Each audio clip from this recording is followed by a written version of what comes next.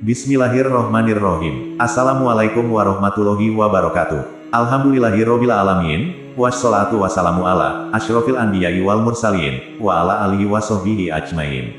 Sahabat YM 28 yang dimuliakan Allah. Dalam ajaran Islam, keberadaan harta seharusnya membuat manusia diharapkan memiliki sikap derma dan tolong-menolong guna memperkokoh sifat kemanusiaannya ke derajat yang mulia, baik di sisi Allah maupun terhadap sesama manusia. Harta yang diperoleh juga harus berasal dari yang thayyib baik, sehingga hasilnya pun baik, tidak hanya untuk dunia, melainkan juga akhirat. Namun harta yang diperoleh juga bisa tercela, karena perilaku manusia itu sendiri yang menjadi penyebabnya. Mengapa demikian? Simak penjelasannya di video ini dan jangan lupa subscribe channel ini, agar tetap mendapatkan informasi pembahasan terbaru dari kami. Pada kenyataannya, memang tidak sedikit manusia mengejar harta ini, untuk memenuhi nafsu belaka, sehingga menjadikan harta tersebut tercela. Berikut adalah penyebab harta yang diperoleh menjadi tercela. 1. Tamak rakus. Manusia tamak sangat mencintai harta dan akan terus senantiasa mencarinya, tidak merasa puas dengan yang sedikit. Manusia sangat tamak kepada harta dan panjang angan-angan. Allah berfirman yang artinya, dan kamu mencintai harta dengan kecintaan yang berlebihan. Quran Surah Al-Fajr ayat 20. Setiap ia merasa hartanya akan habis, bertambah kuatlah kecintaannya kepada harta. Dari Ibnu Mas'ud radhiyallahu anhu, Nabi Shallallahu alaihi wasallam bersabda, hari kiamat semakin dekat, dan tidak bertambah kemauan manusia kepada dunia melainkan semakin rakus, dan tidak bertambah kedekatan mereka kepada Allah melainkan semakin jauh. Hadis riwayat Al-Hakim 4 halaman 324. Manusia tidak akan pernah puas terhadap apa yang sudah diperolehnya. Nabi Shallallahu alaihi wasallam bersabda, sungguh, seandainya anak Adam memiliki satu lembah dari emas, niscaya ia sangat ingin mempunyai 2 lembah emas. Dan tidak akan ada yang memenuhi mulutnya kecuali tanah. Kemudian Allah mengampuni orang yang bertaubat. Hadis riwayat Bukhari nomor 6439 dan Muslim nomor 1048. 2. Sombong dan bangga terhadap hartanya. Tidak sedikit orang menghitung-hitung nikmat duniawi yang Allah berikan kepadanya, lantas mengklaim bahwa itu semua didapatkan semata-mata dengan usaha manusia, tanpa kemudahan dari Allah sambil membanggakannya.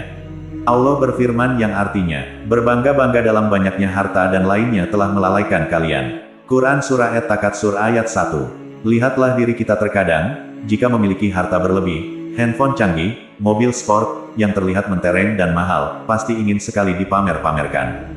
Selalu berbangga dengan harta dan perhiasan dunia, itulah jadi watak sebagian kita. Kecintaan terhadap harta dan dunia, kenikmatan dan perhiasannya telah melalaikan kalian dari mencari akhirat. Hal itu pun berlanjut dan baru berhenti, ketika datang maut dan ketika berada di alam kubur saat kalian menjadi penghuni alam tersebut. Dari Abu Hurairah, ia berkata bahwa Rasulullah Shallallahu alaihi wasallam bersabda, hamba berkata, harta-hartaku. Bukankah hartanya itu hanyalah 3, yang ia makan dan akan sirna, yang ia kenakan dan akan usang, yang ia beri yang sebenarnya harta yang ia kumpulkan. Harta selain itu akan sirna dan diberi pada orang-orang yang ia tinggalkan. Hadis riwayat Muslim nomor 2959. Harta kita bukanlah milik kita, pada hakikat adalah titipan saja, dan hanyalah bertindak sebagai wakil atau pengganti dari pemilik harta tersebut yang sebenarnya. Oleh karena itu, manfaatkanlah kesempatan yang ada dengan sebaik-baiknya, untuk memanfaatkan harta tersebut di jalan yang benar, sebelum harta tersebut hilang, dan berpindah pada orang-orang setelah kita.